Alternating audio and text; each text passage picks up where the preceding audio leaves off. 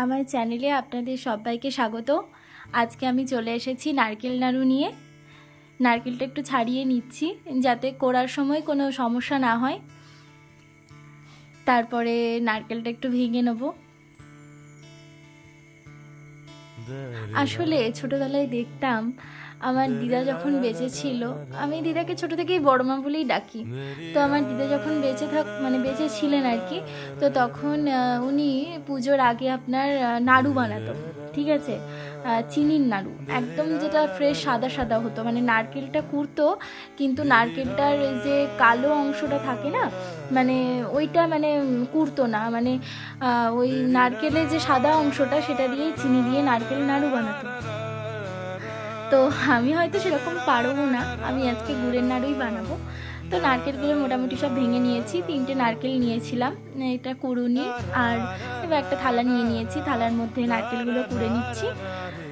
এবার এক হাতে ভিডিও করা বা এক হাতে নারকেল করা সম্ভব নয়, তার জন্য দুটো হাতই দরকার।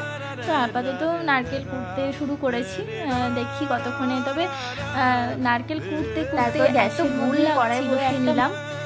এবার কড়াইয়ের মধ্যে দিয়ে দেব একটু কড়াইটা গরম হোক, কড়াইয়ের মধ্যে দিয়ে দিলাম গুড় কিছুটা পরিমাণে। আপনার যতটা পরিমাণ থাকবে আপনি সেই বুঝে ততটা পরিমাণ আপনাকে গুড় দিতে হবে কড়াইয়ের মধ্যে। আমিও দিয়ে দিচ্ছি।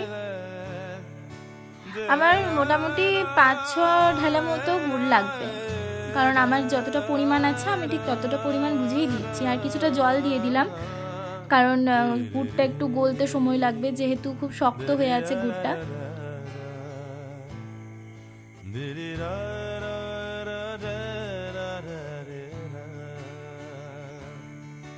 এই যে আমি নারকেল কুড়েছিলাম, তার মধ্যে কিছুটা কুড়তে পেরেছি, মানে হাতটা খুব ব্যথা ব্যথা করছিল, আসলে অভ্যেস নেই তো, বুঝতেই পারছেন। তো আস্তে আস্তে আমার গুড়টাও মোটামুটি প্রায় হয়ে গেছে। তারপর গুড়ের মধ্যে আমি কোড়াগুলো দিয়ে দিলাম।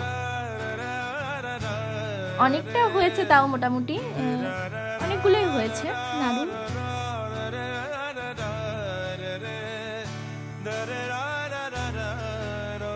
আসলে ছোট থেকে দিদাকে দেখেছি, পুজো এলেই না একটা বেশ নাড়ু করার যে একটা ব্যাপার, মানে পুজোর মরশুম, মানে একটা বেশ মনে হতো বাড়িতে নারকেল নাড়ু হয়েছে, তিলের নাড়ু হয়েছে, চিড়ের নাড়ু হয়েছে, নানান রকমের নাড়ুর সমারোহ, তারপর নিমকি, আরও অনেক কিছু, গজা, এই সমস্ত একটা বানানোর যে ব্যাপার ছিল, বেশ ভালোই লাগতো।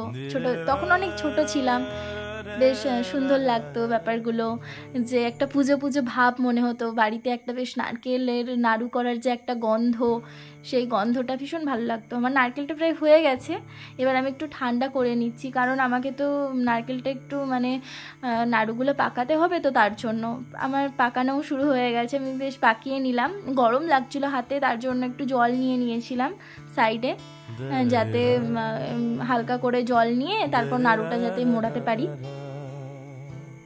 আসলে পুজো এলেই না মনে হয় যে বেশ একটু কৌটোতে নারকেল নাড়ু থাকবে, একটা কৌটোতে তিলের নাড়ু থাকবে, একটা কৌটোতে নারকেলের নাড়ু থাকবে, এরকম মনে হয়।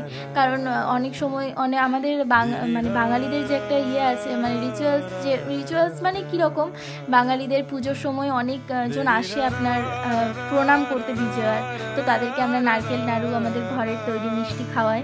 এই আমার নারকেলগুলো প্রায় হয়ে গেছে, প্রায় মানে একদমই কমপ্লিট। আমি পাকিয়েও নিয়েছি সব নাড়ুগুলোকে।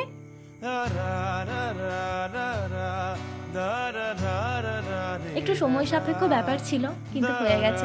সবাই ভালো থাকবেন, সুস্থ থাকবেন, আনন্দে থাকবেন, আর পুজোটা খুব ভালো করে কাটাবেন, খুব আনন্দ করবেন, তবে সাবধানে।